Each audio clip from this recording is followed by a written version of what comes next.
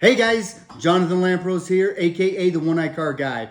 I believe life is just one giant lesson, and it's a lot better off when you have teachers, coaches, and mentors to help guide and show you the way. I got started in the auto industry almost 30 years ago. I was 19 years old. I didn't know what I was doing. I was just looking for a job. I was looking for a detailer. My car broke down. I'd moved out here a couple months ago from Omaha, Nebraska, and I just wanted to get a paycheck. I didn't know. I didn't want to take the bus to the job I had at the time, so I figured if I could walk and there was a dealership around the corner, I could go wash cars, I could detail like I did in high school. I thought that was a good option for me. So I walked in there, I sat down, I waited for an interview for 6.5 hours. When they finally did come out and talk to me, they were impressed that I'd waited for so long. I was dressed in a shirt and tie. That's all I knew. If you go for an interview, you dress to impress. And they said, hey, you ever thought about selling cars? I said, no, we'll pay you $1,500 a month guaranteed for the first 2 months. Now, to a 19-year-old kid, that seemed like all the money in the world, like almost 30 years ago. Again, 2 months seemed like years down the road. I mean, I was just excited to have a job, and off I went. Well, lucky for me, my training consists of, hey, we're going to throw you out with the sharks. You're going to get your head bit off and float to the top, and we'll scoop you out, or you're going to learn how to swim with them. And I'd been a wrestler. I understood the concept of a team, but having to go out onto the mat and perform individually. So this made perfect sense to me. And the constant daily competition was a lot of fun and a great driver. So I learned the process of selling. I learned the process of negotiation. I learned people, I learned vehicles, but the initial competition was what captured me and kept me going. Well, in about 1997, towards the end of it, my then girlfriend, now wife, Angela, decided that she was going to move out here with me. And so she got out here, and about 2 weeks later, she said, hey, I'm pregnant. And so, well, things were a little bit different back then. So to have a child out of wedlock was not really looked upon too well. So I had a pregnant girlfriend. Not a career, because I hadn't gotten to college. I just learned how to sell cars, and I didn't really, at that time, I just saw it as a job. I was always going to go to college and get a degree and wrestle and do all these things. And life changed, right? Immediately, right? I had a revelation that I had to take care of a family, right?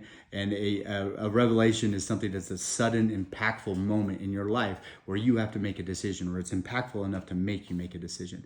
And so at that point, I decided that I was going to take care of a family. And that's what I went forward to do. I began to learn and study the car business, right?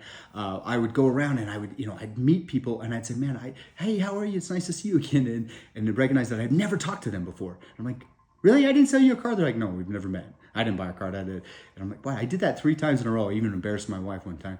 And it dawned on me that I was having like a deja vu experience. Well, it wasn't deja vu. What it was I was meeting people that were just like the people that I'd sold cars to the point where they even looked the same. This blew me away. How's that even possible? What I realized is that life begins to stick people into certain silos. So I hate saying it, but we all know it. If I begin to define and say, hey, somebody's an engineer, or somebody's an accountant, or somebody's a lawyer, or somebody's a cop, or somebody's an officer, or somebody's a salesman, right? We begin to put them into these specific silos because they come at us and appear to us in certain ways. So what that did is wow, life will actually turn you into a specific person to the point where it will change facial features. It'll change how you act and react and how you talk. And not to a point where you're unique and different, but to the point where it makes you the same as everybody else. And that just blew me. It was like mind blowing, right? Well, in 1998, after I'd had my first child, and again, just a struggling, really young man struggling, trying to figure out life, I was given the tapes on cassette, 7 Habits of Highly Effective People. Whoo, blew my mind. Now, first thing blew my mind is that I learned by audio, so it was great to have a cassette, and I went, wow, I could actually learn things, right? I was really excited about that moment. But the biggest thing was what Dr. Covey said. He said, in the moment between stimulus and response was our moment to choose. This was the thing that distinguished us above all other creatures on the earth. And that was just so fast. I have the right to choose. So I get stimulated, I get to respond, but it's my choice to choose, right? So as I begin to, having these different revelations and putting it together in a thought process, I begin to see that what was happening is people were being stimulated throughout their life through job experiences, through just normal family life, whatever it was. And their responses became automated, not by them. And so they begin to look, act, and talk the same over 10, 20, 30, 40-year lifespans. And I was like, wow, that's something else. Well, then there was another really unique thing that happened. About every 250, 300 people I would meet somebody really unique and different. And that person would capture my interest instantly. And I had to know what it was about that person that was so different.